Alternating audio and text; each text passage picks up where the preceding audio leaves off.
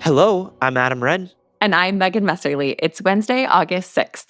and this is the Playbook Podcast. This morning, I have the pleasure of once again welcoming back our White House reporting ace, Megan Messerly. Megan, thanks so much for joining the show. Of course, great to be here again, Adam. Let's get right to what's driving the day. First up, the biggest story of the day is once again, surprise, mid-cycle redistricting around the country as the focus of the fight shifts from Texas and California to a number of other Republican-controlled states where the White House is tightening the screws and pushing local leaders to draw new gerrymandered maps. The latest flashpoint, it turns out, is Indiana. President Donald Trump is dispatching Vice President JD Vance to Indianapolis Thursday to meet with Governor Mike Braun. And lest there be any doubt about what's on the agenda, Governor Braun told reporters yesterday that he thinks they're going to come into every state that's got the possibility of a pro-GOP gerrymander happening. This is a fascinating development here. And what's interesting to me is there's not a lot of appetite from the Republican supermajorities in the legislature to do this from those that I've talked with. Even Mike Braun yesterday essentially said that there was no commitment made to Vance coming here. They would talk about it. They would also talk about a lot of other topics. The vice president's office confirmed his visit for me late last night. Megan, we're hearing about Missouri and Ohio as well. But when we pressed the White House earlier this week on what they were going to do about the Democratic walkout, they seemed to take a pretty hands-off approach. It's been really interesting to see, on one hand, this is something that President Trump pushed for, right? Getting Texas to undertake this mid-cycle redistricting, and yet continues to take this hands-off approach. Now, he did yesterday address this issue multiple times, first on CNBC's Squawk Box. He talked about his win in Texas and basically said that he should have 5 more seats.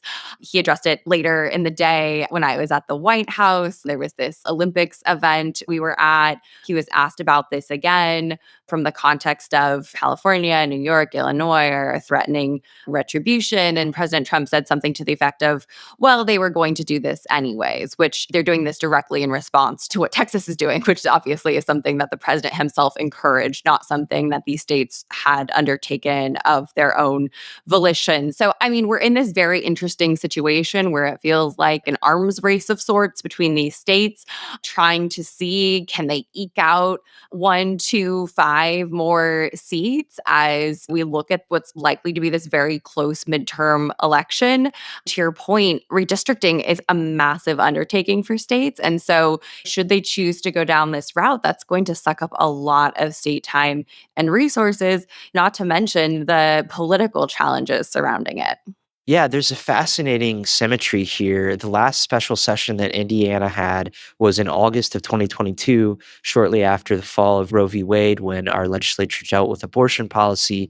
And sure enough, in August, I think maybe down to the same day, then Vice President Kamala Harris visited Indiana to talk to our legislature about the importance of maintaining abortion rights. So it's fascinating to see Vance come on this redistricting issue ahead of midterms where the president is, according to people close to him, thinking about his losses in 2018 up and down the ballot. And he is wary of the idea that a Democratic-controlled House would have investigative power, could potentially pursue impeachment for a third time. Where does all this end? That's a great question. I'll pull out my crystal ball and find out. But I really think there's 2 ways this goes. Either there's a de-escalation where we continue down this path. On the other hand, this is a lot of time and resources. And so I think for the White House and for White House allies, this is the calculation they're making. The White House has no desire to spend the last 2 years of the president's term having to weather impeachment fights like they did in the first term. That is going to detract from the things they want to accomplish, from the president's legacy that he's hoping to establish. But at the same time, we have to see what happens here and whether they do continue to push this very politically challenging, time-consuming path of waging this redistricting fight. The second big topic that's driving the day is about whether President Trump is finding more ways to exert power across the federal government. He's floating a federal takeover of Washington, D.C. He said essentially quote, "If DC doesn't get its act together and quickly, we will have no choice but to take federal control of the city and run the city how it should be run and put criminals on notice that they're not going to get away with it anymore," end quote. Megan, I find this fascinating and certainly of a piece with the way that the president has attacked blue cities for years, and comes on the heels of a Monday night town hall that former presidential candidate Vivek Ramaswamy held in Cincinnati after a viral beating on the streets of that city. We're seeing Republicans talk about crime on the heels of a difficult economic scorecard that they received on Friday. So, are we seeing Republicans pivot to a crime culture war message ahead of the midterms? It's an interesting question. Obviously, with this latest example in DC, this is one data point for people who live in DC. It's the unfortunate reality that a lot of us live with, that there is significant crime in the city. So, this is not the first or probably, unfortunately, the last example of this. And we've seen the president talk about this before. And it's kind of interesting to me that it's taken this long for this issue to come back again now. If you remember earlier this year, he actually signed this executive order about making DC safe and beautiful again, establishing this task force, looking at crime in the city. And so, even though this most recent incident has sort of brought this issue to light again, this is something that has long been on the president's mind, even though it's sort of faded into the background recently. I think it'll be interesting to see where we go from here. DC Mayor Muriel Bowser had until this point tried to sort of walk this very interesting line with President Trump. If you remember, she brought him into the NFL draft conversations about the Washington Commanders and the stadium here in DC. And it was really interesting. The president actually sort of spoke warmly about her. And it felt like after those events had sort of maybe toned down some of the rhetoric about DC specifically and crime in DC, but this is bringing it all to the foreground again. And I think exactly as you mentioned, law and order issues are sort of bread and butter for the president and for Republicans. This is a space where the president feels comfortable talking. So I don't think it's surprising at all that we're seeing him sort of seize on this issue and bringing this to the surface again. Certainly not surprising given his record on this issue and others. But, if you step back, Republicans have long been the party that argues that the government that is closest to the people is best. And they've argued that local control is significant, that federalism matters.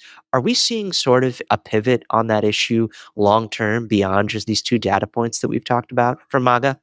I think there's two ways I think about this. One is the more narrow focus on DC and DC statehood. And DC sort of lives in this very unusual space and being the seat of power and yet not a state itself. So I think that is a particular challenge and puts Washington in sort of a unique category from other states. But at the same time, we really have seen this shift, I think, in the Republican Party. There have been examples, obviously, even before President Trump, but I think we've seen this emerge more clearly under him. This idea that it's not limited government for limited government's sake purely, but using government in ways to further conservative interests and to further the president's interests. So I think we've seen, whereas maybe there was more ideological contortions to try to make policies work when the Republican Party previously tried to use government to enact its aims on social policy, for instance, I think we've seen just more clear embrace from the MAGA movement of using government. We've seen it on some of the economic issues, the tariff issues, on law and order issues. We've seen it in the way the president has been willing to use the National Guard. The idea is that you're using the federal government in strategic ways to advance your own interests, which is a departure from the more purist limited government approach of the Republican Party past. All of this brings us to our third and final item driving the day today. Last night, we learned that the Department of Homeland Security will be standing up a second immigrant detention center similar to Alligator Alcatraz in Florida. This one, though, is in Indiana. They're calling it the, quote, Speedway Slammer. This is, of course, because of its proximity to Speedway, Indiana, which is an actual town. It's home to the Indianapolis Motor Speedway, which is home to the largest single-day sporting event in the world, the Indianapolis 500. It's fascinating to me that they've selected Indiana here. Stepping back a little bit, the DC federalization of this issue, the push to get more people to sign up to work for ICE, it's pretty fervent right now. Where is all this going? One thing that I've been thinking about with Alligator Alcatraz and now the Speedway Slammer is the way that this administration is really used imagery to further its immigration goals. We've talked before about the imagery of immigration raids in California, whether at farms or car washes. You think about the alliteration here, right? Alligator Alcatraz, Speedway Slammer. This is all part of the White House's goal to really sort of make these facilities icons of their strong law and order immigration enforcement campaign to sort of strike fear in the hearts of folks and deter immigration, get folks to self deport.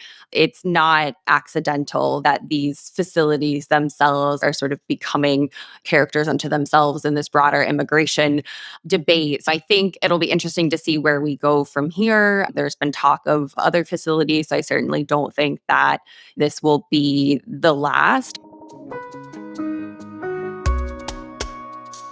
As always, we try to end the show with something from the Playbook newsletter.